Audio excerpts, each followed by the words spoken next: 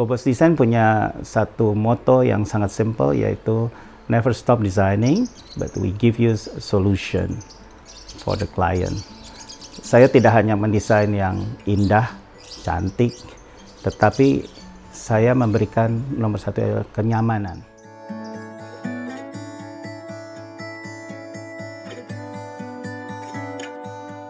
Nama saya Reza Wahyudi, atau banyak orang-orang memanggil Bobos. Dalam perjalanan karya saya, sejak saya berkarya tahun 85, mungkin kalau ditarik ke belakang, perkembangan pasti ada dalam segi desain. Tapi kalau dilihat garis besarnya, saya dari dulu memang gayanya modern dan eclectic boleh dibilang. Suatu desain yang saya mau tampilkan berjudul Jepara Art Deco. Kenapa Jepara Art Deco? Ya karena saya ingin menampilkan Jepara yang saya dapat adalah dari tiang-tiang Jepara itu yang kelihatan vertikal, tetapi juga ide dasarnya sebenarnya Art Deco dari gedung-gedung yang saya lihat seperti di Manhattan itu yang banyak garis-garis, dan ini adalah idenya pertama dari situ, terus saya kembangkan dan saya masukkan unsur-unsur sedikit tradisional yang supaya saya juga bisa memberikan satu hasil yang berbeda, yaitu dari pilar-pilar Jepara saya kembangkan menjadi satu wall art yang mudah-mudahan ini juga bisa diterima dan banyak disukai orang.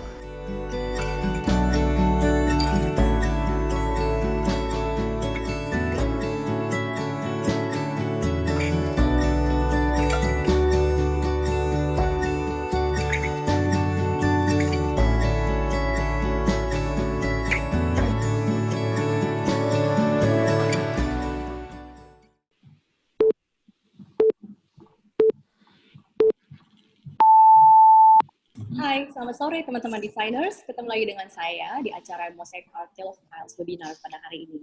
Pada episode yang lalu, kita kedatangan dua tamu, yaitu Bapak Alex Bayu Saputro dan juga Bapak Benjamin Kim dari Genius Loci, dan mereka men-sharingkan tentang project-project mereka dalam konteks surrealism design, yang menurut saya suatu topik yang very untuk membagikan tips-tips bagaimana cara mereka bisa mendapatkan inspirasi dalam desain-desain surrealis mereka. Dan mereka juga membagikan project mereka, yaitu satu fitness center yang di Kuala Lumpur, yang menurut saya very mind-blowing. Dan jika teman-teman designers ada yang ketinggalan episode yang lalu dan ingin melihat versi rekamannya, bisa langsung login dan juga subscribe ke Mosaic Art YouTube channel. Mosaic Art adalah pelapis dinding 3 dimensi berbahan konkret, sehingga mosaic art dapat dipakai baik untuk area interior maupun di eksterior bangunan. Dan karena mosaic art terbuat dari konkret, mosaic art memiliki sifat yang serupa dengan konkret terhadap cuaca. Mosaic art sendiri dibuat dengan sistem cetak, dan kita menggunakan teknik pigment inject, sehingga bagian body mosaic art memiliki warna yang homogen dan juga tidak mengurangi keindahan dari konkret itu sendiri. Kami mempunyai beberapa pilihan warna untuk warna natural pigment. Ini adalah beberapa pilihan warna kami. Kami memiliki 7 warna dasar yang semuanya adalah warna pigment. Di mana dengan pewarna pigment ini, konkret kami bisa mempunyai warna, tapi juga karakter dari konkret itu sendiri juga masih bisa terlihat. Jadi kalau misalnya kita lihat produk ini, kita masih bisa melihat permukaannya bahwa ini adalah konkret, dan kadang-kadang kita masih bisa melihat beberapa bahan komponen konkret yang ada di sini. Tetapi apabila teman-teman designers mungkin menginginkan tampilan yang lebih solid warnanya, yang mungkin supaya bisa memberikan efek lebih modern, nah permukaan mosaic art pun bisa di-finish masih dengan teknik cat. Karena kebetulan mosaic art terbuat dari konkret, sehingga sifat permukaannya itu serupa dengan sifat dinding beton. Sehingga kebanyakan teknik finishing yang bisa diaplikasikan di atas permukaan beton juga bisa diaplikasikan di atas permukaan mosaic art, sehingga bisa menghasilkan warna-warna yang mungkin bisa disesuaikan dengan kebutuhan teman-teman desainer. Kita juga bisa dipakai untuk pewarnaan finish yang gloss seperti ini, seperti gloss, atau yang kita sebut special effect ya, kayak seperti ini. Jadi bisa kelihatan seperti ada metal atau kayak lebih rustic gitu. Dan juga bisa juga diaplikasikan juga sekarang ini kan ada teknik cat yang menggunakan sistem sand wash seperti ini. Ini juga bisa diaplikasikan di atas mosaic art. Jadi kita masih bisa lihat ada efek pasirnya di atas permukaan mosaic art. Jadi singkat kata, hampir banyak teknik-teknik yang bisa diaplikasikan di atas dinding permukaan beton bisa diaplikasikan di atas mosaic art. Dan seperti yang selalu saya katakan bahwa mosaic art is all about pattern and art. Jadi kami berharap kami selalu bisa membantu teman-teman designers menjadi solusi sehingga bisa membantu dalam pekerjaan proyek-proyek desainnya. Jadi apa ide-ide kreativitasnya bisa diwujudkan dalam produk mosaic art. Para desainer bisa bermain baik dengan desain, pola maupun warna. Kami selalu berusaha untuk bisa menghadirkan suatu produk pelapis dinding yang memiliki tampilan seni, namun juga ready to use dan very easy to maintain. Mosaic Art Tale of Tiles adalah suatu webinar berseri di mana Mosaic Art sebagai tuan rumah mengundang pembicara, desainer ataupun arsitek untuk membagikan pengalaman mereka mengenai topik-topik yang sedang tren di dunia interior arsitektural. Webinar ini sendiri akan berlangsung selama 40 menit, dan di akhir sesi akan ada sesi tanya-jawab.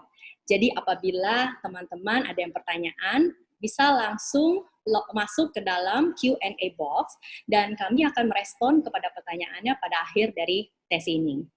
Webinar kita pada hari ini adalah mengenai topik The Rebirth of the Living Space, yang akan dibawakan oleh Bapak Reza Wahyudi dan Bapak Iwan Anggawan dari Bobos Design. Reza Wahyudi lulus dari International Fine Arts College di Miami, Florida pada tahun 1983. Setelah 2 tahun bekerja di perusahaan interior.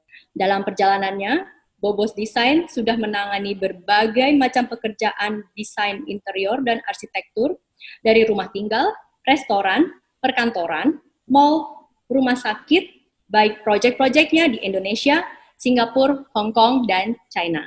Tanpa lebih panjang waktu lagi, saya persilakan kepada Bapak Reza Wahyudi dan Bapak Iwan, kami persilakan. Silakan Pak.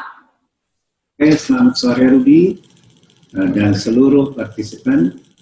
Saya mengucapkan banyak terima kasih atas kesempatan ini, khususnya kepada Mosaic Art yang memberikan kesempatan pada kami dalam webinar ini yang judul Series of Tales of Tiles.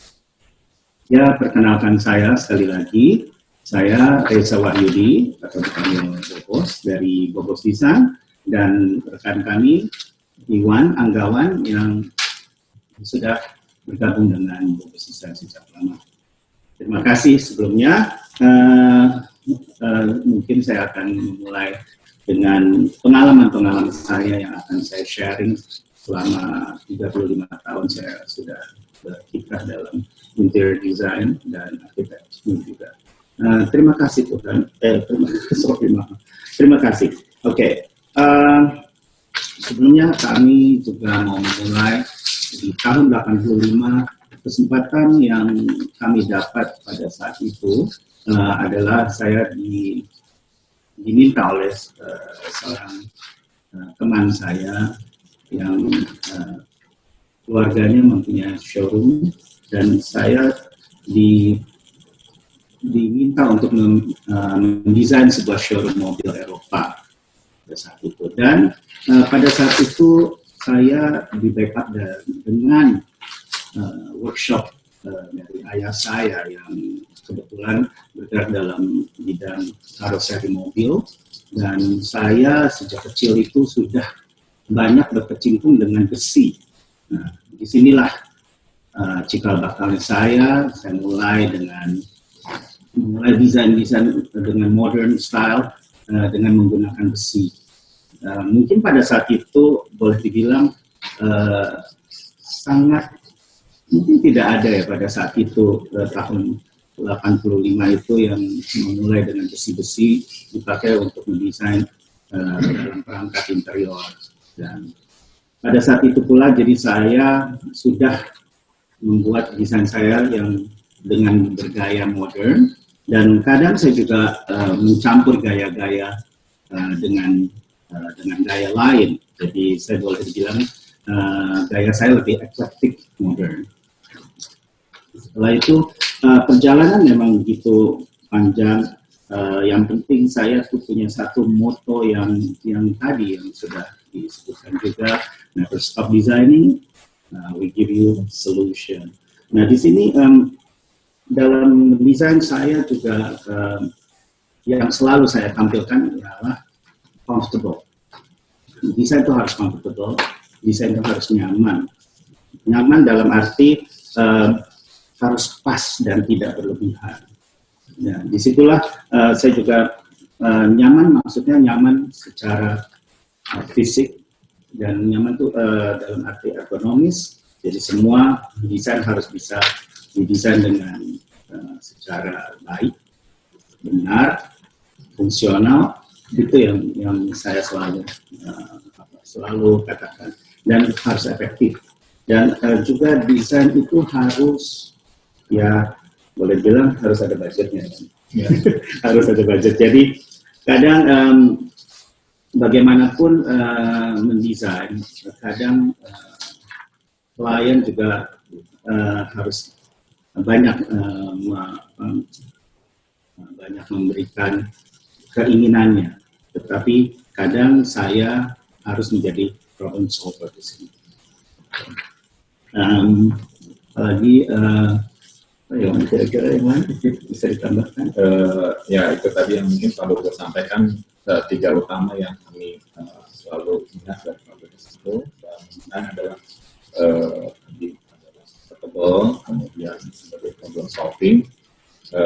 Comfortable itu juga tadi selalu saya sampaikan, di segi budget pun juga kadang-kadang kita harus membuat klien comfortable, karena biar bagaimanapun ini adalah sebuah commercial project yang akan selalu berkaitan dengan ya. Selanjutnya mungkin kita lebih presentasi kita kali ya, mungkin akan lebih singkat, lebih jelas lagi. Oke. Mari kita mulai. Topiknya kali ini saya berikan nama Rebirth of Living Space. Jadi yang kami maksud adalah dalam mendesain renovation sebagai dasarnya. Jadi mungkin di sini memang kami banyak diberi kesempatan oleh klien-klien kami itu untuk mendesain, dan bahkan kami diberikan wewenang untuk memberi sesuatu yang baru dalam satu desain. Jadi yang boleh dikatakan tuh dalam renovasi itu banyak kan kami tidak hanya facelift, jadi bukannya hanya dicat atau bukan hanya diganti secara fisiknya, tapi kami ini benar-benar mentransform mulai dari awalnya sampai akhirnya itu bagaikan sebuah filosofi seperti transformasi dari ulat menjadi kepompong, kepompong menjadi kupu-kupu. Jadi yang kita ini semua banyak seperti klien-klien itu banyak permintaan sana sini, dia keinginannya gimana. Jadi itu seperti puzzle ya, karena kita boleh bilang seperti puzzle. Nah, mungkin kita menganalogikannya seperti menyusun puzzle. Jadi seperti tadi Pak Bungkus sampaikan, dari klien punya misi dan visi, dan kita juga dibekali oleh existing condition yang ada di lapangan dengan segala permasalahannya. Kemudian kami punya tugas mendesain sesuatu bentuk yang baru. Memang seperti puzzle, tapi bahkan lebih sulit ya, karena hasil akhirnya itu bukan gambar yang sebelumnya, harus menjadi gambar sesuatu yang baru. Kadang dalam desain itu memang banyak kendala-kendala, jadi kita harus banyak juga mengadaptasi dari lingkungan yang ada. Kita harus banyak banyak banyak membangun. Betul. Dan dalam hal ini kita harus banyak melihat tempat itu, jadi apa ya bilangnya, dari yang kondisi yang ya betul, dari kondisi yang ada, yang seperti yang ada itu kebanyakan kita dikasih problem tuh yang ya tempat-tempat yang ya boleh bilang sulit sekali untuk kita melihatnya, begitu banyak yang harus dirubah sana sini. Nah, terus kiranya apa lagi ya? mungkin ini kan kita berangkat dari kondisi yang selalu ada bagi manusia, itu kita hidup itu selalu berubah. Jadi itu butuhnya lah selalu adaptasi. Dengan pemikiran tersebut kita beranggapan bahwa renovasi itu tidak akan pernah tidak ada, akan selalu ada ya Bos ya. Jadi apalagi dengan perubahan dunia yang sangat cepat, kita butuh arrangement baru. Kemudian terlebih lagi dengan adanya COVID-19 pandemi ini yang sangat revolusioner, kita harus melakukan suatu perubahan yang mungkin yang sekarang banyak disebut new normal, gitu ya. Ya, dalam hal renovasi ini kita bagi 3 ya. Jadi di sini yaitu dengan kalau renovation tuh hanya ya mungkin hanya sedikit facelift saja ya, boleh dibilang ya. Tapi rejuvenate itu kita harus membuat yang tadinya kelihatan lebih tua atau kita harus membuat sesuatu yang baru, yang lebih young, lebih updated. Tetapi kalau revitalize itu atau rebirth itu kita benar-benar harus merubah total ya, dari benda yang ada atau lokasi yang ada menjadi sesuatu yang benar-benar baru, dan kadang-kadang di luar ya dengan jiwa baru, dengan segala pun yang beda. Masuk ke dalam pertimbangan yang kita harus lakukan sebelum melakukan kerjaan desain. Ini aspek-aspek yang kita perlu pertimbangkan pada awalnya dari segi teknis. Jadi investment versus value gain dan benefit. Jadi itu penting sekali ya. Jadi tentunya sebagai commercial space, pihak memberi tugas juga mempertimbangkan dengan hati-hati agar investasi yang sudah ditanamkan itu mendapat sesuatu nilai tambah yang berlipat-lipat. Supaya kerjaan ini menjadi sesuatu yang berhasil. Kemudian juga poin kedua adalah sebenarnya kita juga harus penting memperhatikan targeted market dan user satisfaction di situ. Kita harus perhatikan apakah market yang ada itu sudah dipilih dengan baik, secara fasilitinya dan lain-lain, itu penting sekali. Ya, jadi dalam hal ini, dalam kita mendesain, kita tuh harus lihat juga target marketnya. Jadi kadang jangan kita desain yang berlebihan, padahal market yang sekitarnya atau yang ditujunya itu bukan marketnya gitu. Jadi dalam hal kita mendesain, kadang kita banyak sekali kita harus demikian ya, harus tepat guna gitu lah. Kemudian poin ketiga yang penting juga adalah sebenarnya operational dan maintenance issue. Ini pastinya karena kita ingin juga proyek itu berlangsung bisa dirawat dengan baik dan memudahkan operator dan tokoh-tokoh yang ada di dalam itu tidak kesulitan dalam memaintain fisik bangunannya. Kemudian kita masuk ke dalam aesthetical improvement, ini yang main-mainnya dalam desain gitu ya. Ya, betul. 3 hal yang menjadi patokan buat kami sebenarnya adalah, pertama adalah harus ada selalu element surprise. Jadi ini yang akan menjadi ciri khas yang membedakan satu proyek dengan yang lainnya. Dan biasanya ini yang menjadi dasar untuk inspirasi berikutnya untuk yang lebih maju dan juga. Gitu, ya, maksudnya elemen of surprise itu misalnya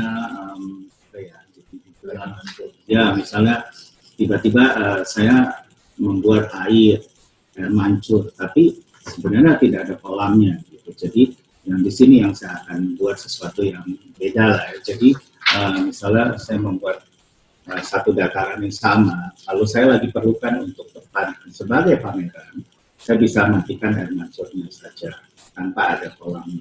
Tapi di sini kita surprise kalau misalnya lagi tidak dipakai dengan ada pameran, dikeluarkan air mancurnya itu. Jadi jadi surprising, kadang-kadang orang bisa ya menduga sebenarnya di situ ada air mancur.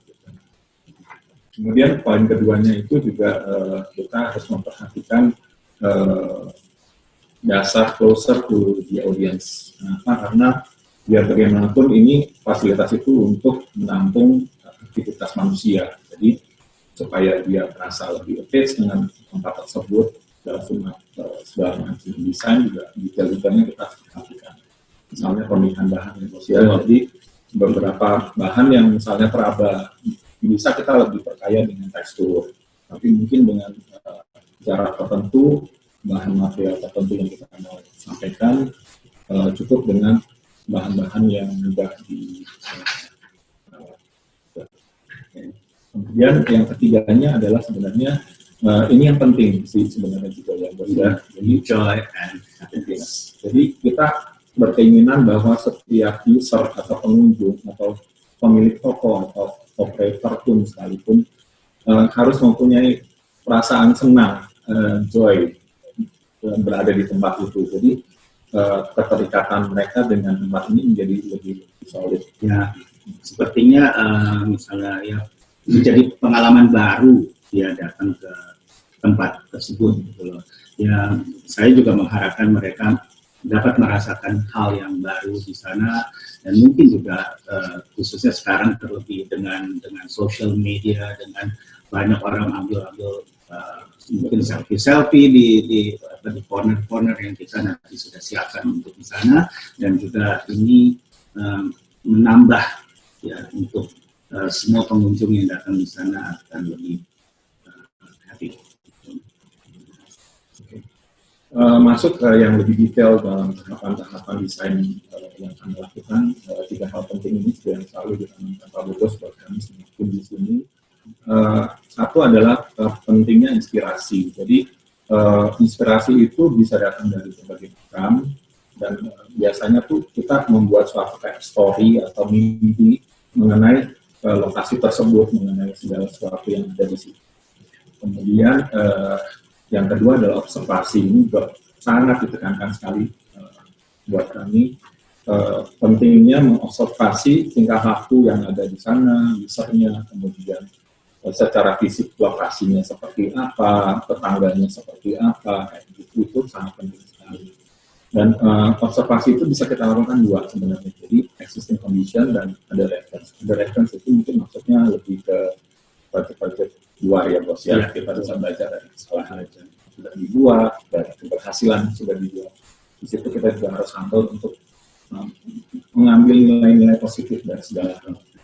Kemudian yang ketiga adalah experiencing. Experiencing ini sebenarnya mirip-mirip dengan observation, tapi experiencing itu kita sendiri yang melakukan aktivitas itu. Jadi kalau di observation itu kita mengamati orang lain berperilaku, mengamati objek. Kalau experiencing itu kita mengalami pengalaman itu sendiri.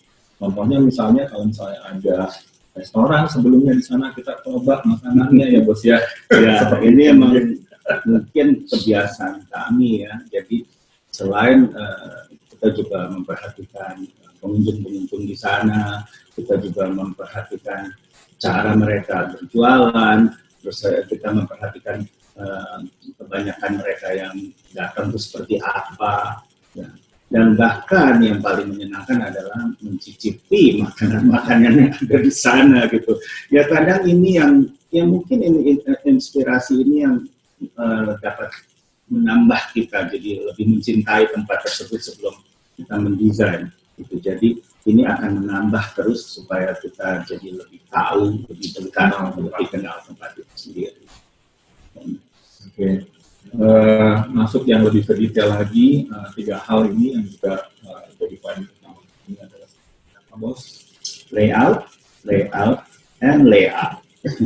Ya, ini sebenarnya mau menekankan bahwa betapa pentingnya layout bagi kami. Karena jiwa desain itu semua bisa terlihat semua dari layout. Jadi tahap-tahap awal itu kita sangat-sangat ya belum terlalu detail tapi sangat-sangat intuitif untuk mengatur semua layout yang dibuat. Karena di situ juga tergambar circulation yang mau dibentuk, kemudian experience orang ada di tempat tersebut, kemudian yang paling penting juga adalah commercial benefit-nya. Kalau untuk komersial itu kan yang penting kan ada keuntungan leasing area ratio-nya, berapa besar dia bisa menghasilkan keuntungan dan lain-lain. Dan yang terakhir sebenarnya dari layout itu juga sudah terpetakan operational issues yang ada kita pecahkan di situ. Jadi dalam mendesain ini memang kadang-kadang kita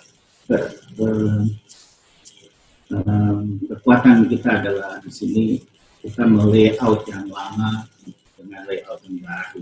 Makanya tadi saya mengatakan layout, and layout.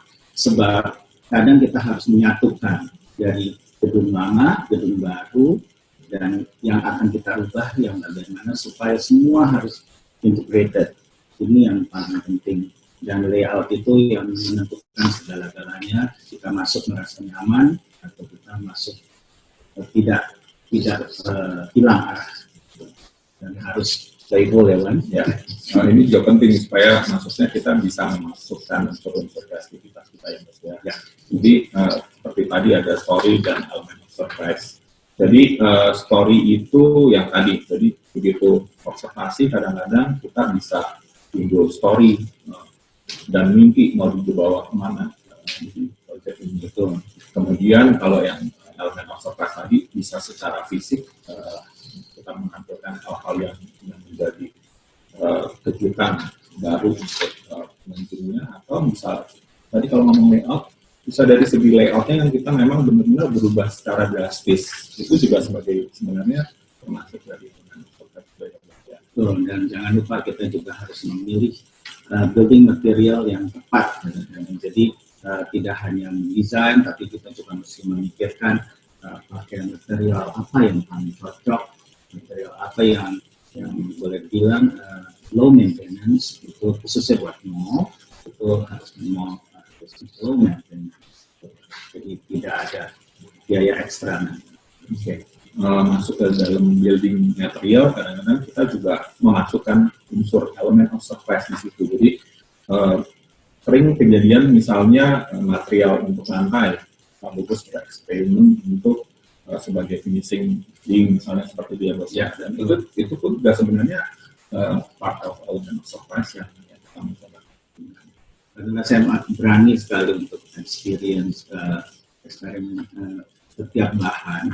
Jadi biasanya saya suka ya isengnya keluar gitu, misalnya dari lantai ke dinding ke plafon, dan banyak sekali yang kita play untuk membuat suasana yang baru.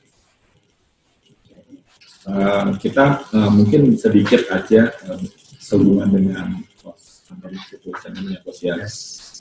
Ini mungkin sedikit contoh yang sudah mungkin terpikirkan oleh kami yang masih banyak yang bisa dikembangkan dan dikatakan. Contohnya inspirasi yang kemarin kita kembangkan adalah sebenarnya back to nature ya. Ya, jadi kemungkinan dengan adanya pandemi ini kita harus berpikir dua kali sebagai desainer, dan juga mungkin kebetulan kita sedang menangani mall. Jadi bagaimana kita membuat di era baru ini, di new normal ini, dengan mendesain sesuatu mungkin yang memang kita, karena ada pandemi ini, jadi kita harus memikirkan solusinya di sini. Ya. Dengan ya tadi yang kita katakan back to nature, mungkin orang-orang sudah bosan atau apa di rumah, dan jadi dia keinginannya mungkin memang kita harus mau keluar aja dari rumah. Apa yang dia mau? Dia mau lihat alam, dia mau kembali lihat alam, dia pengen merasakan suara air di luar, pohon-pohonan di luar. Nah, di sanalah yang menjadi kemungkinan Jadi ini yang kita pakai buat dasar acuan kita di new normal ini.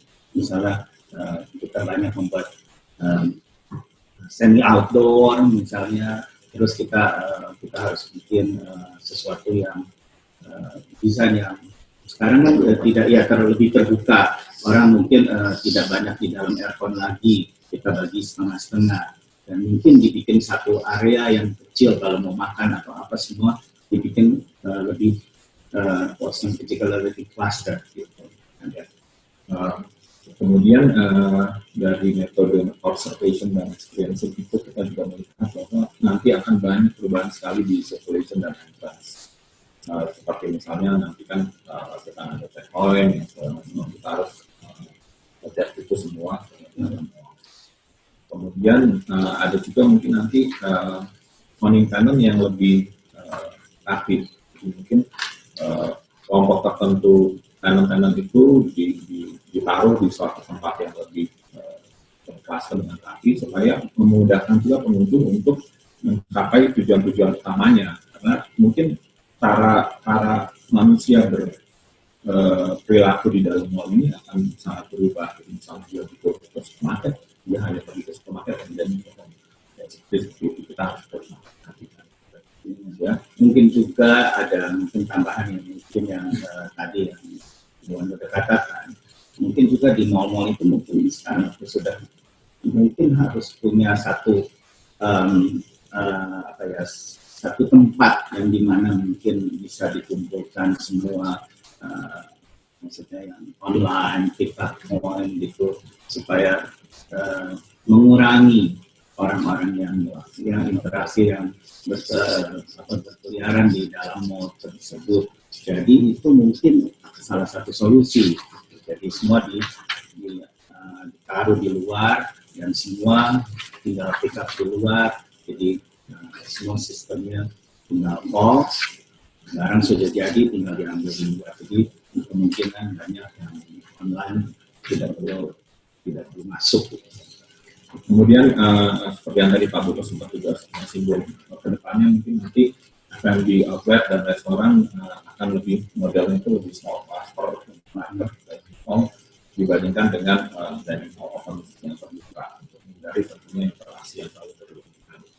Kemudian fasiliti yang ada seperti lift dan lain-lain itu mungkin bergeraknya lebih ke touchless itu ya.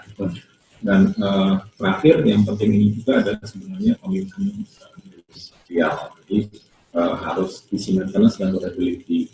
Maksudnya durability di sini kan nanti kan jalan dengan isu hygiene akan banyak dipakai bahan-bahan kimia untuk membersihkan dan lain-lain. Itu tambahan untuk memakai suatu bahan yang benar-benar durable. Oke. Kemudian kita masuk ke dalam presentasi beberapa proyek kita yang pernah kita lakukan. Nanti akan dibagi dalam dua bagian. Kita akan lakukan dengan yang hospital dan health facilities. Contoh pertama adalah sebenarnya Siloam RCCC.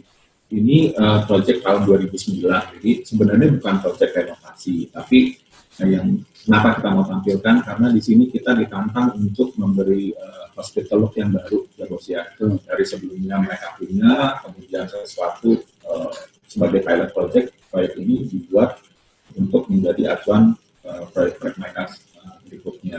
Jadi kalau yang sebelumnya kesan rumah sakit itu clean, steril, cold, gitu.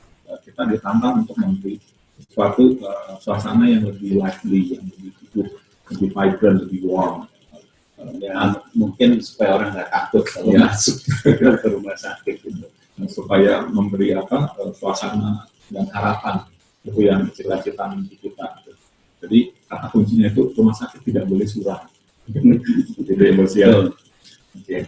Kemudian di proyek ini kita mendapat tantangan yang cukup berat di circulation issue karena proyek ini adalah high-rise building, padahal floor area per levelnya itu sangat kecil karena tapaknya itu nggak terlalu besar, jadi kan narrow bentuknya narrow tidak betul.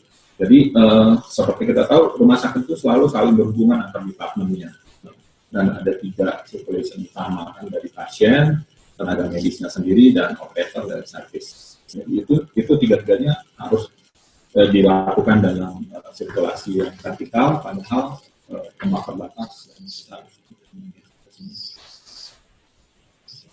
Ya, ini salah satu hasil saya yang ini yang boleh kita tampilkan di Siloam MRCCC.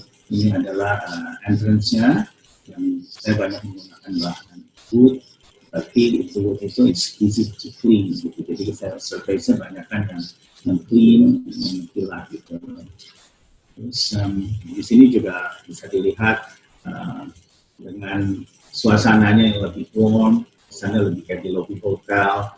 Jadi kesannya orang kalau masuk ke dalam rumah sakit tersebut merasa lebih nyaman, lebih ada hope semuanya ini bisa sembuh, dan semuanya juga bisa yang menjenguk juga merasa happy di sini. Seperti ini juga di lobby yang cukup dengan kami banyak menaruh banyak sofa di sini untuk orang menunggu, dan juga signage yang jelas untuk memperlihatkan bahwa ini modern, clean look, dan cozy. Dalam bentuk kantor yang kami buat juga kita mau coba bentuk baru. Jadi walaupun tadi ada kesan warm dari lighting dan kayu, untuk solid surface yang mudah dibersihkan dan kesannya clean dan masih tetap modern. Untuk beberapa tempat seperti ICU dan lain-lain memang ada keterbatasan untuk kita mengeksplor desain yang lebih dalam, tapi tetap kita usahakan di dalam. Dan ini juga sebenarnya adalah usaha kami untuk mencoba membuat tampilan kamar inap lebih nyaman ya. Jadi kita coba tutup medical panel dengan panel-panel yang sebenarnya ada di belakangnya gitu. Jadi orang tidak merasa takut. Oke, ini proyek yang kedua adalah Siloam Hospital Karawaci. Proyek ini sebenarnya masih berlangsung sekarang dan belum selesai. Di sini kami diminta untuk membuat tampilan baru yang lebih mudah. Jadi ada juga permintaan penambahan fungsi baru, new look dari lobby hall-nya tersebut. Ya. Tantangannya yang utama adalah sebenarnya lebih juga construction issue, karena rumah sakit ini direnovasi sekaligus masih beroperasi. Jadi harus membagi beberapa fase dan memikirkan teknis yang tadinya kalau dikerjakan berbarengan pasti akan. Kemudian juga kita harus menggabungkan existing dengan bentuk baru. Seperti ini. Ini hanya 3D yang kita buat. Nah, ini kita mau memperlihatkan bahwa kita masih bangunan lama masih tetap ada, dan ini yang tadinya kebun di depannya, kami membuat jadi sebuah lobby yang besar, yang dimana semua komersial akan kami pindah ke depan. Jadi kalau orang masuk akan lebih terasa lebih disambut dan lebih nyaman, dan tidak yang mau berhubungan dengan rumah sakitnya tidak terganggu. Jadi semua kami tarik ke depan. Juga entrance kami juga buat lebih besar lagi agar semua orang bisa masuk dan yang lebih nyaman. Dan dari segi drop off pengunjungnya pun juga kita coba tambah beberapa titik baru untuk memperlancar situasi di dalam.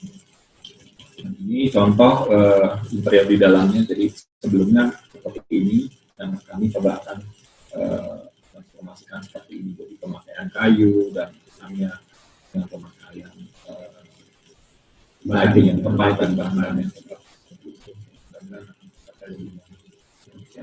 Ini juga sama. Kami juga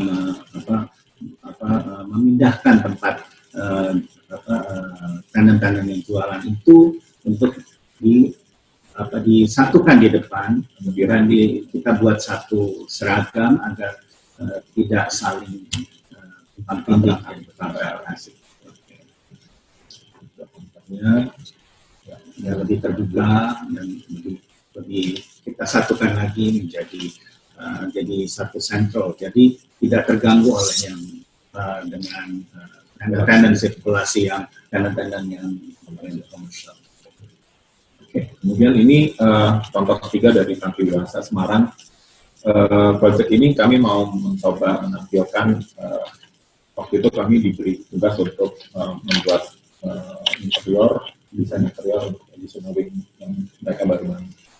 Di sini poinnya adalah sebenarnya cost efficiency, dan waktu itu Pak Bobos mencoba untuk pendekatan baru di segi building material dan construction-nya. Jadi di sini kami mau menerapkan penggunaan wall panel yang terbuat dari PVC yang dibuat pembatas ruangannya itu tanpa dinding bata. Jadi benar-benar pure panel-panel modular yang sama bahannya dengan ceilingnya juga. Dan di sini kami memakai bahan yang sangat baru, dan bahannya ini dan PVC yang anti api juga ya, di sini anti juga, dan ini memudahkan untuk kita merawatnya gitu, dan lebih bersih dan lebih cepat. Ini adalah hasilnya. Ini juga ada hasilnya, yang kanan adalah 3D, yang sebelah kiri hasilnya. Tapi ini belum selesai semua memang. Terus, ya. Jadi sebenarnya kalau kita sering mendengar bahwa seperti kemarin di China ada pembangunan rumah sakit dalam 2 minggu dan lain-lain segala macam. Salah satunya adalah sebenarnya adalah penggunaan metode pembangunan seperti ini yang ternyata kita sudah lakukan juga sebelumnya. Itu yang kita coba explore. Kemudian part keduanya nanti kita akan lebih bicara ke komersial dan mall, proyek-proyek renovasi yang pernah dan sedang kami lakukan. Contoh pertama adalah level 21 Bali. Di sini kami sangat beruntung bahwa kami diberi penugasan full building. Jadi disitulah pentingnya juga scale of renovation bisa terwujud secara penuh. Jadi kita bisa memberi satu jiwa baru utuhnya. Gitu. Kami mau mencoba local elements dan modern urban karena target market mall ini sebenarnya walaupun ada di Bali tapi lebih local market sendiri, yang local market yang ada di Denpasar sendiri. Di sini tugas utama kita dari segi eksteriornya adalah integrated Denpasar, dan kita membuat layout baru di dalamnya. Dan kemudian poin berikutnya sebenarnya juga ada structure constraint. Jadi sebelumnya ini terbagi 3 bagian yang terpisah-pisah. Jadi ada kumpulan gugusan ruko, kemudian kantor pos, kemudian disambung lagi dengan gugusan ruko yang sebelumnya oleh pemilik sebelum tugas diangkat menjadi mall. Mungkin fisiknya kurang lebih seperti ini. Jadi memang kita mendapat kondisi yang seperti ini yang sangat tidak beraturan, yang kita harus combine menjadi satu entity baru, jiwa baru. Di sini ada kantor pos ya, kantor pos yang tidak boleh tidak dibongkar gitu. Jadi kami mensiasatinya dengan jelas dengan izin mereka, karena ini tidak boleh dibongkar, tetapi kami harus menyatukan semuanya layout itu dengan layout yang baru. Jadi di sini kami minta izin dengan kantor pos pusat, boleh nggak kalau kita tutup semuanya dengan kaca, tapi tidak merubah dan membongkar gedung tersebut, karena kami menginginkan entrance yang sekarang ada menjadi entrance baru. Gitu. Nah inilah hasilnya yang setelah kami ubah, yang sebenarnya kalau tadi para partisipan melihat dari gugusan hanya gugusan ruko saja, terus kami transform menjadi sebuah gedung baru yang masih ada touch of Bali-nya sendiri, dari batu-batu bata yang itu memang satu keharusan yang kita harus tetap menjaga di Bali tersebut. Ini contohnya juga yang tadinya pasar seperti ini kita ubah fungsi menjadi resto yang lebih outdoor dengan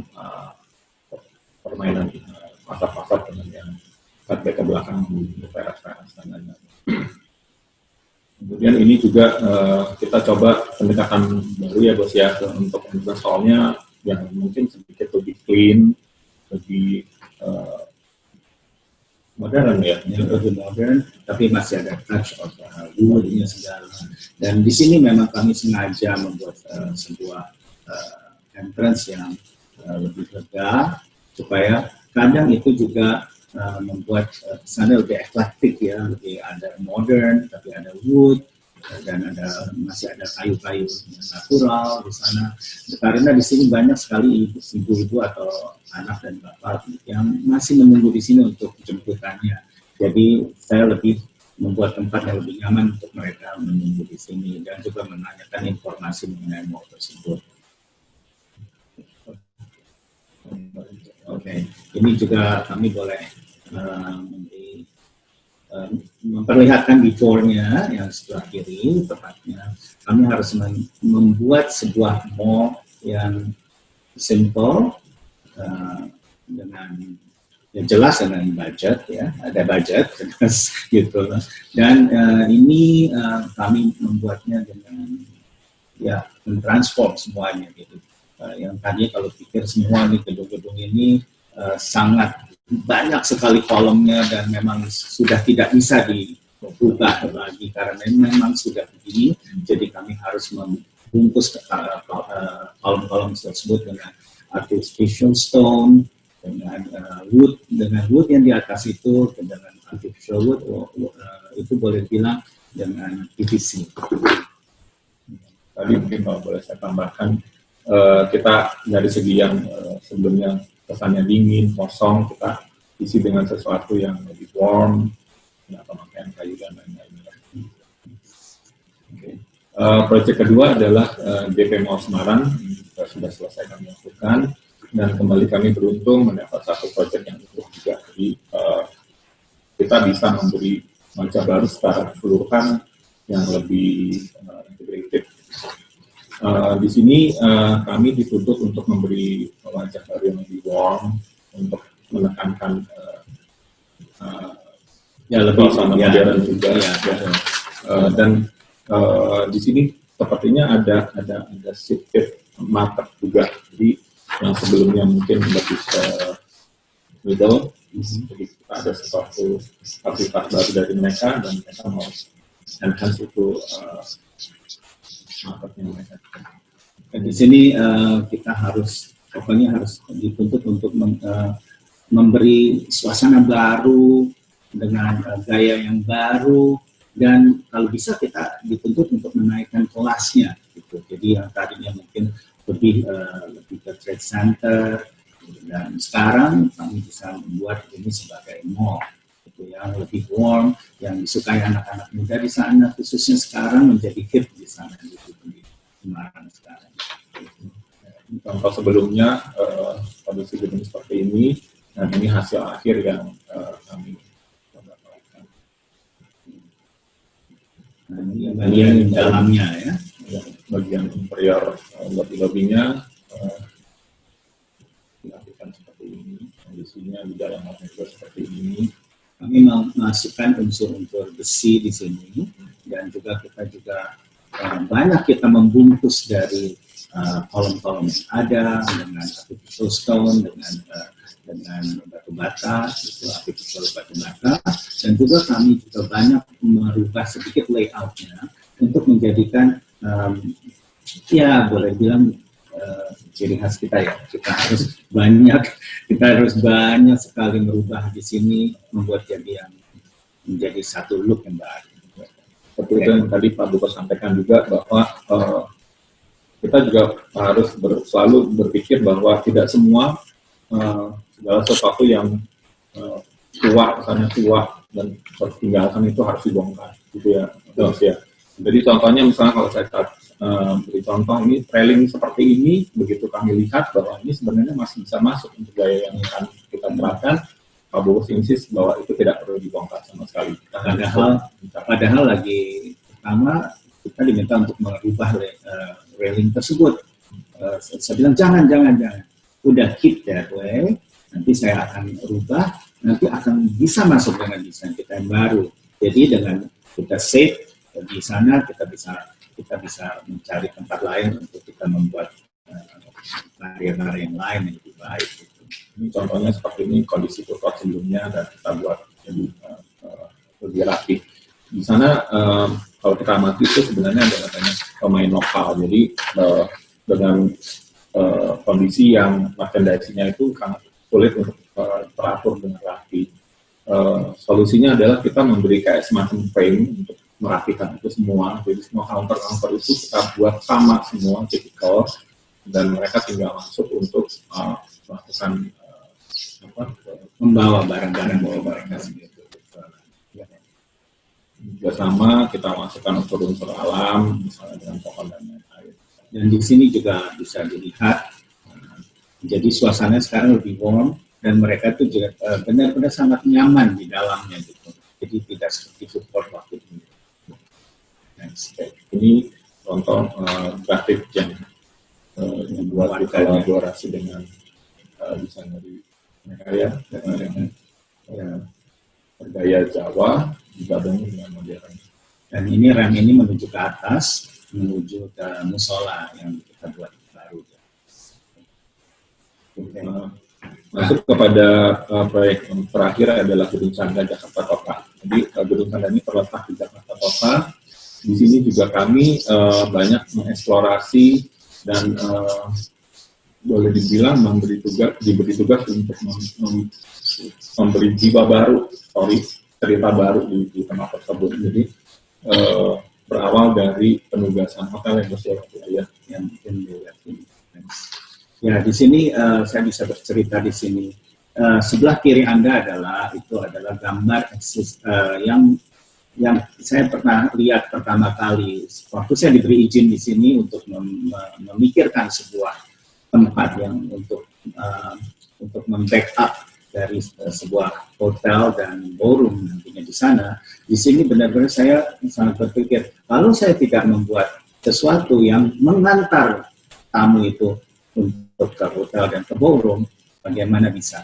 Jadi di sini saya mencoba membuat layout baru dan saya membuat wajah baru dan membuat suasana baru dan jiwa baru yang ada di sini dengan sebelahnya yang masih saya keep karena mereka itu adalah asetnya dari gedung ini. Jadi saya mencoba merubah semuanya, membuat satu suasana yang seperti peranakan di Glodok Pancoran ini. Tapi kalau Anda lihat di sini memang tidak 100% seperti gedung yang orang bilang Chinatown harus dalam bentuk rencana look. Nah, di sini Chinatown di Indonesia, Chinatown khususnya di Jakarta di sini memang ada percampuran gaya antara Art Deco Belanda dengan Chinese style. Nah, di sinilah jadi kita sangat simple kita membuat gugusan ruko yang seperti ruko kiri dan kanan dan depan untuk menyambut tamu, untuk saya bawa ke grand staircase untuk bisa naik ke belakang. Di sini penting juga di sini bahwa kita memperhatikan mereserve apa yang sudah ada di sana. Jadi bukan hanya secara fisik tadi Pak Bogos bilang bahwa beberapa toko kita bikin replikannya di sampingnya, tapi di sini juga aktivitas orang-orang yang berdagang dan lain-lain itu kita juga perhatikan supaya tetap ada di sana. Cuman mungkin dengan nanti wajah baru, jiwa baru yang lebih rapi, yang lebih menyatu. Tapi mereka berperan penting juga di sana untuk menghidupkan suasana yang mau kita bangun. Jadi seperti ini contohnya pas perayaan Imlek kemarin kita melakukan temporer event, jadi ada permainan barongsai dan lain-lain. Ke depannya kita bisa kembangkan. Ini adalah tampilan fisik terakhir yang kita dapat karena sebenarnya proyek ini masih berlangsung dan terus dikembangkan ke depan. Ini adalah air mancur yang tadi saya maksud yang kalau sehari-hari mungkin bisa tidak ada, tapi kalau saya butuhkan ini menjadi satu elemen surprise di gedung tersebut.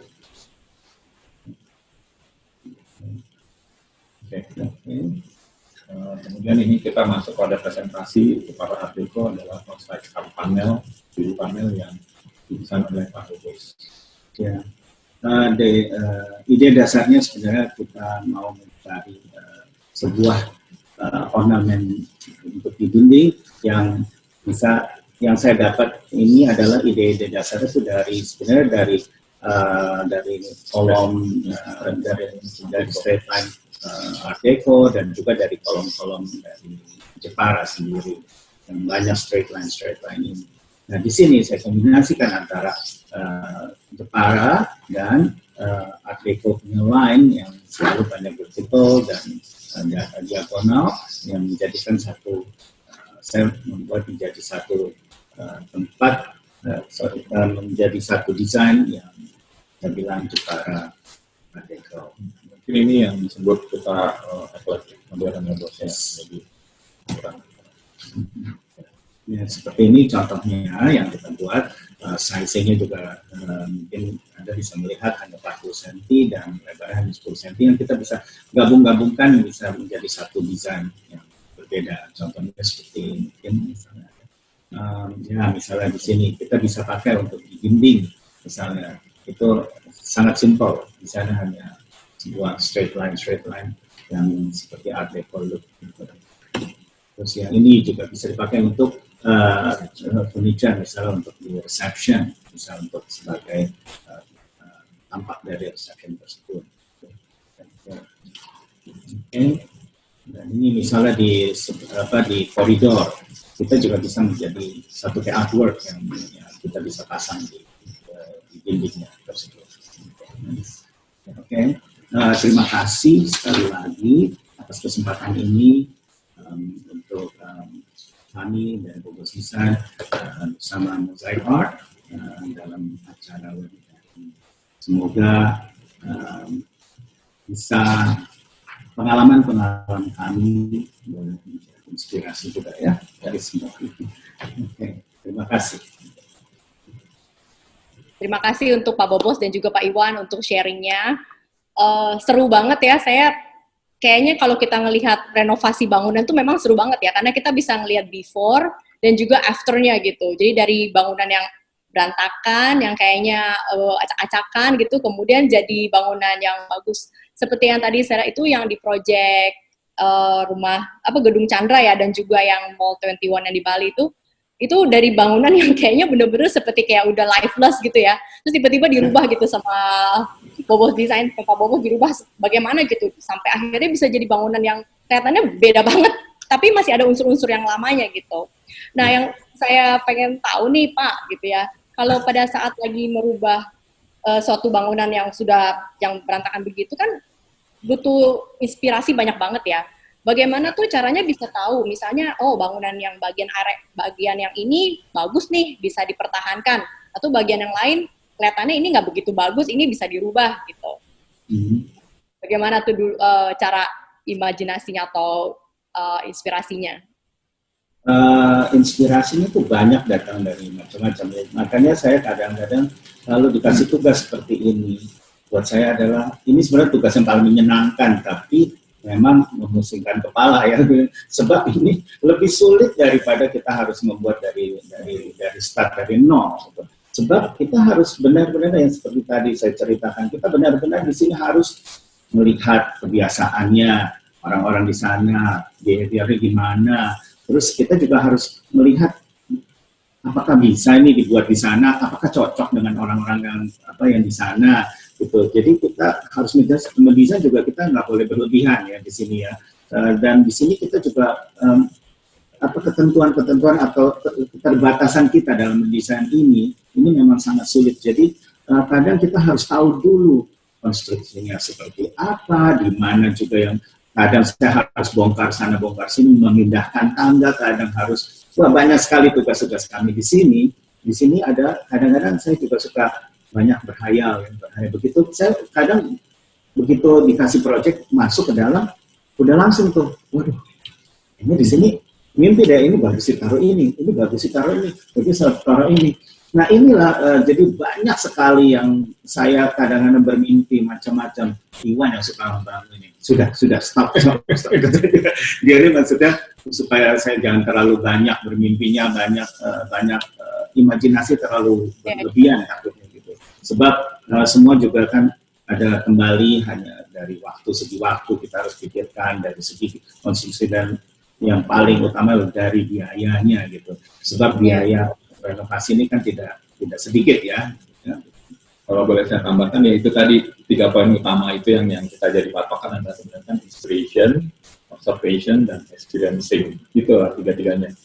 Salah satunya, ketiga-tiganya itu bisa berjalan lompat-lompat. Jadi dengan observasi yang kita lakukan sangat intens, bisa berjam-jam, bisa berkali-kali, kita bisa timbul inspirasi. Yang tadi Pak Bos bilang, mimpi di sini, ada story di sana, dan lainnya. Kemudian secara fisik yang tadi Pak Bos sampaikan, strukturnya seperti apa aja yang ada di dalamnya. Secara fisik itu benar-benar kita kulik secara detail. Dan terpenting juga supaya itu jadi ada jiwa barunya, supaya hidup, kita juga perlu melakukan experiencing. Jadi kalau observation itu mengamati orang lain, kalau experiencing itu kita mengalami sendiri. Itu penting sekali. Jadi kita tahu kekurangan seperti apa, mau dibawa kemana. Itu ya, betul ya. Iya, wah seru banget, menarik. Makanya nggak heran ya kalau Pak Bobos tuh dapat julukan tukang sulap gitu. Jadi menyulap bangunan yang udah udah hampir nggak jelas gitu fungsinya, disulap jadi bangunan yang kayaknya bisa punya fungsi lagi, lebih hidup lagi gitu. Benar-benar luar biasa banget sih. Kalau menurut saya itu hebat. Nah, sekarang kita coba lihat ya, di Q&A box sudah mulai ada beberapa pertanyaan nih Pak. Kita mulai ya Pak ya, pertanyaannya yang pertama, oke?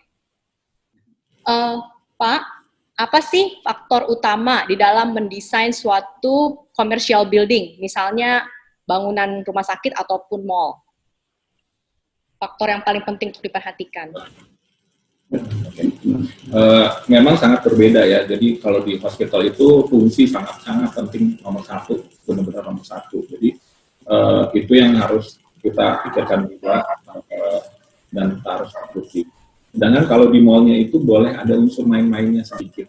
Jadi yang tadi kita jabarkan itu sebenarnya kan ada 2 pendekatan. Jadi parameter teknis yang itu yang tadi investornya balik apa enggak, kemudian targeted marketnya cocok apa enggak, kemudian yang ketiga adalah sebenarnya yang penting adalah operasionalnya mudah atau enggak.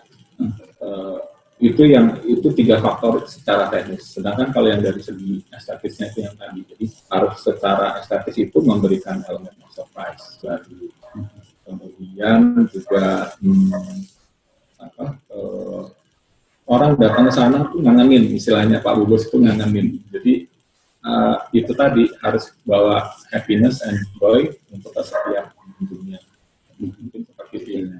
Lalu untuk itu kan kebanyakan di commercial, tapi untuk di hospital sendiri jelas unsur-unsur hospital itu banyak sekali ya, misalnya dari segi kebersihannya udah jelas, dari segi pemilihan bahan, dan tidak boleh misalnya bersudut di lantai-lantai itu, khususnya di bagian ruang-ruang operasi.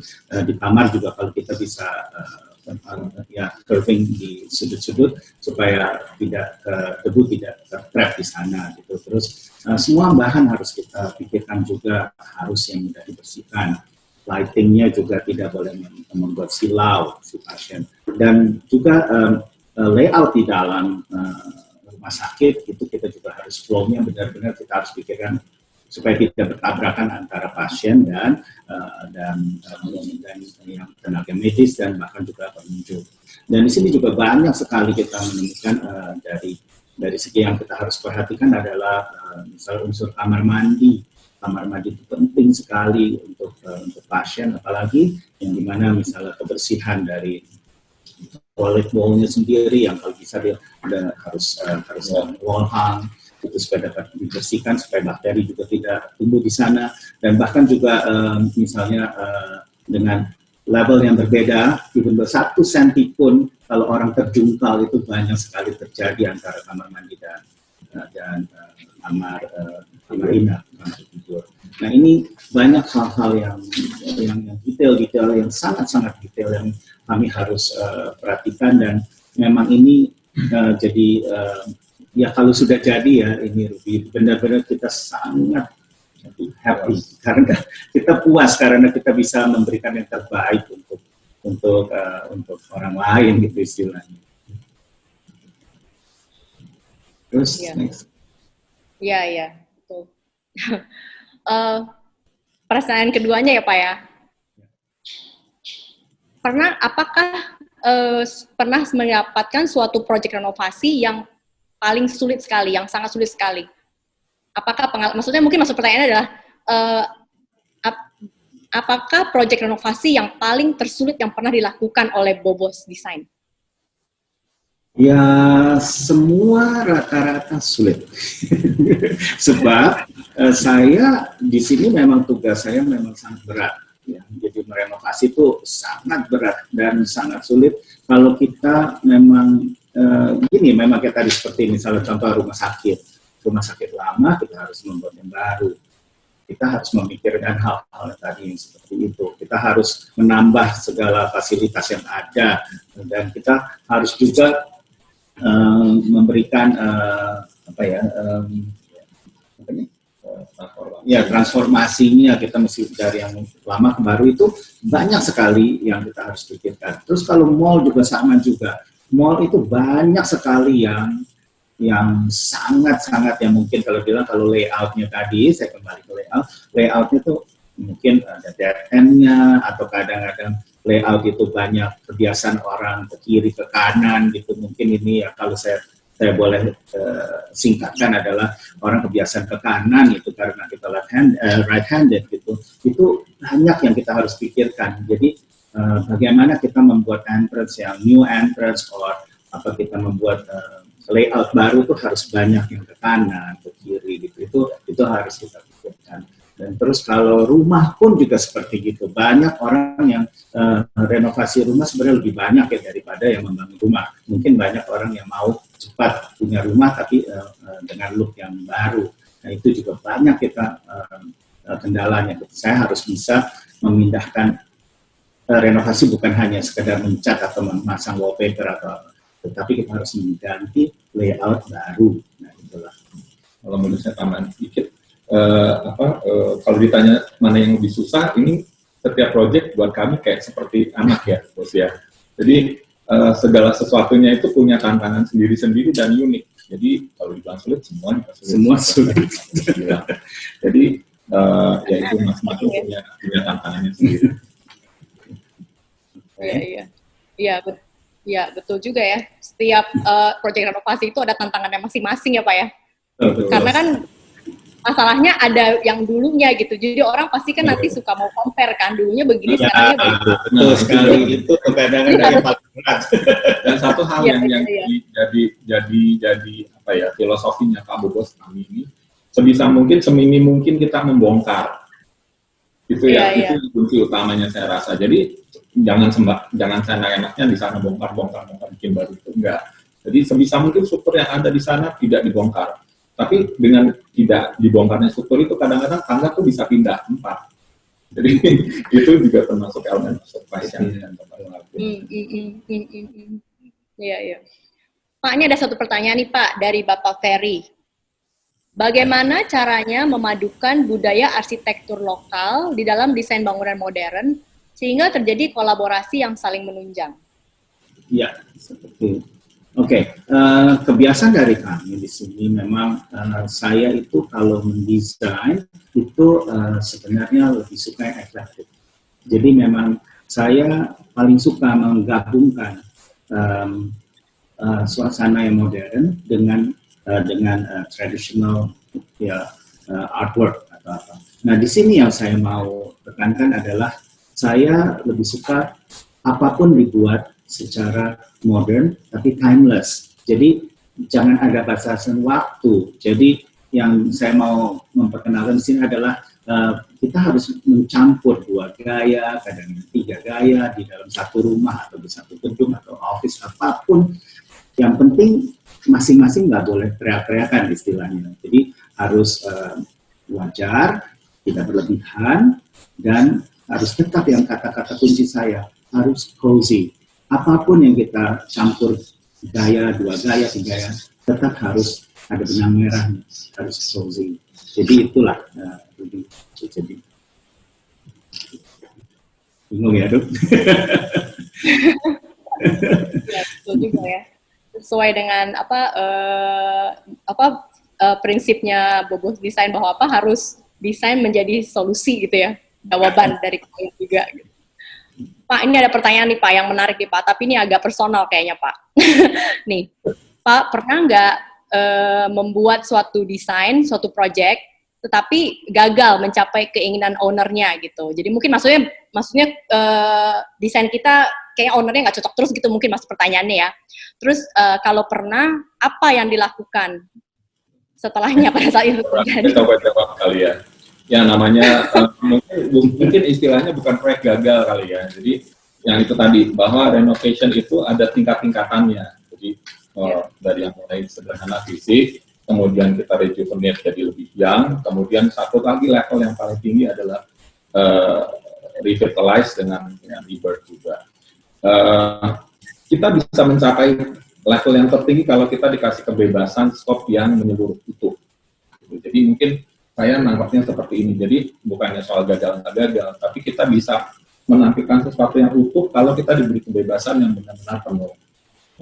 Bandingkan coba kalau kita cuma dikasih tempat spot kecil, kemudian setiap usulan kami yang masuk itu selalu mental misalnya, seperti itu dengan berbagai macam hal, itu boleh dibilang menjadi suatu proyek yang gagal, benar.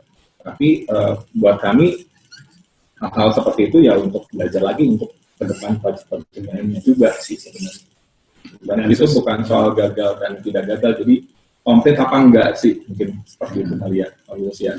Boleh saya tambahkan sedikit mungkin, kalau gagal, saya berusaha untuk tidak, sebab saya kan harus memberi solusi di sini, tugas kami.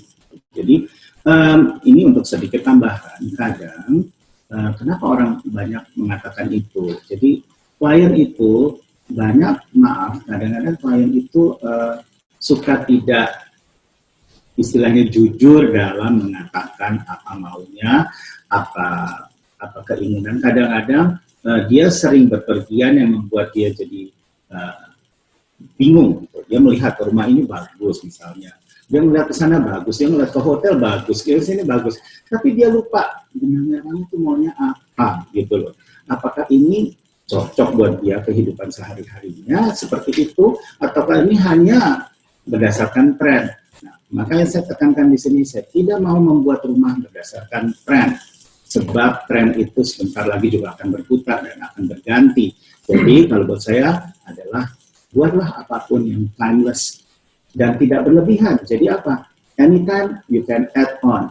Yang tadi seperti pertanyaan Pak Ferry, dia bisa bilang, oke, saya bisa rumahnya tetap modern, simple, tetapi saya bisa masukkan unsur-unsur apapun di dalam rumahnya. Seperti istilahnya kita sudah punya tubuh yang benar, yang baik, yang kita tinggal menambahkan aksesoris saja di badan kita. Jadi semuanya tetap akan baik dan boleh dibilang semua bisa terjawab. Yang ini yang penting kejujuran dari klien juga dan keterbukaan dalam hal meminta apa ini itu.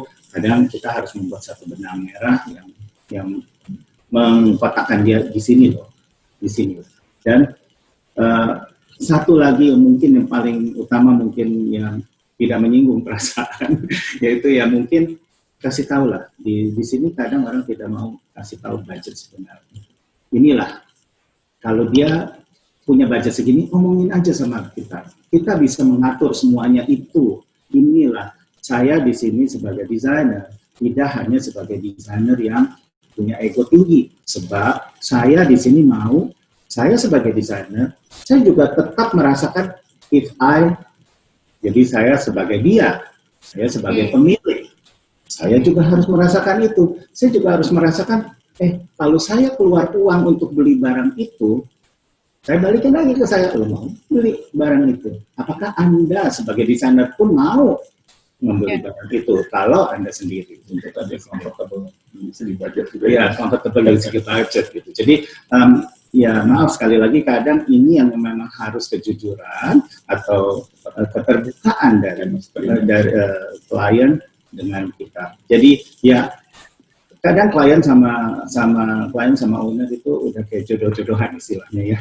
Kita harus pacaran dulu, dari pacaran kita baru cocok, baru kita nikah gitu. Seperti itulah gitu. Gitu. Oke. Iya, betul juga. Jadi menempatkan posisi kita di posisi klien itu juga salah satu faktor ya Pak ya dalam menentukan desain yang jadi benar-benar jadi solusi, bisa cari solusi. Karena kita berpikir seperti cara klien berpikir gitu. Pak, sebenarnya masih ada beberapa pertanyaan, cuman waktunya sudah hampir mau habis. Tapi ada satu pertanyaannya yang menarik nih Pak, dari Pak Eko Rohadi. Pak Bobos, tarifnya berapa untuk desain rumah sakit? Wow. Mau dijawab di sini atau nanti di aja? Aduh, sebab kita setiap proyek adalah punya masalah masing-masing dan setiap proyek punya nilai masing-masing. Tetapi balik lagi semua tadi saya bilang terbukalah kepada saya. Saya juga akan terbuka dalam mendesain segala sesuatunya. Kita coba berkolaborasi, itu adalah tujuan dari saya bisa berkolaborasi dengan siapapun, dan saya juga akan memberikan solusinya nanti terakhir. Itulah moto kami juga kan, kita harus bisa, kita tidak pernah stop dalam mendesain apapun yang kita dikasih dari klien, ditugaskan oleh siapapun. Tapi kita harus membuat solusi di akhirnya. Itulah. Satu lagi pertanyaan nih Pak, dari Pak Rexus. Menurut Pak Bobos, produk Mosaic Art untuk commercial space bisa dipakai di mana saja ya? Cocoknya? Ya tadi gini, luas untuk di dinding, ya itu kan seperti apa yang diinginkan dari Mosaic Art sendiri gitu. Tapi yang kayak tadi saya bilang, Mosaic Art ini sebenarnya bisa menjadi kayak seperti sebuah artwork, yang dimana kalau kita mau membuat di dinding manapun itu menjadi kayak nilai seperti artwork. Dan kita juga sebenarnya bisa mencoba di furniture, seperti tadi yang seperti saya tayangkan seperti counter, itu yang kita bisa, atau counter reception atau counter hotel itu bisa dibuat di situ. Dan mungkin juga yang paling buat saya adalah, saya kan orangnya sangat iseng ya, jadi kembali lagi explore, dan saya selalu senang mencoba di mana-mana. Mungkin di sini nanti saya akan cobalah bisa di plafon mungkin atau di manapun bisa. Itu tinggal kita mungkin kita harus mengeksplor nanti cara memasang dan caranya, pokoknya installation-nya kita harus pikirkan, dan kita harus juga memikirkan durability-nya dari Mosaic Art itu sendiri. Gitu.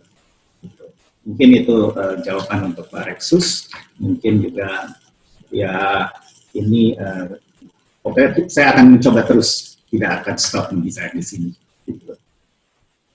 Oke. Terima kasih banyak Pak Iwan dan Pak Bobos untuk jawabannya, dan juga terima kasih untuk seluruh partisipan yang sudah berpartisipasi pada sore hari ini. Kebetulan Pak Reza dan Pak Iwan adalah pembicara terakhir dalam rangkaian seri webinar Mosaic Art season pertama.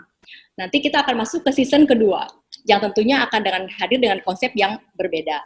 Tapi sebelum kita masuk ke season kedua, kita akan ada episode khusus dari Mosaic Art, di mana kami akan bagi-bagi hadiah untuk peserta episode yang ke-8, itu episode khusus tersebut. Jadi jangan sampai ketinggalan, harus daftar ya. Nah, seperti biasa, besok kami akan mengirimkan file presentasi webinar hari ini melalui email, dan juga untuk bersamaan dengan itu juga kami juga akan mengirimkan link untuk teman-teman desainer bisa mendapatkan konsultasi gratis dari Mosaic Art tentang bagaimana pemasangannya aplikasi dan juga spesifik teknik tentang Mosaic Art itu sendiri. Dan jika teman-teman ingin melihat produk kolaborasi antara Mosaic Art dengan Bobos Design, ini adalah produk Art Deco, salah satu kepingannya.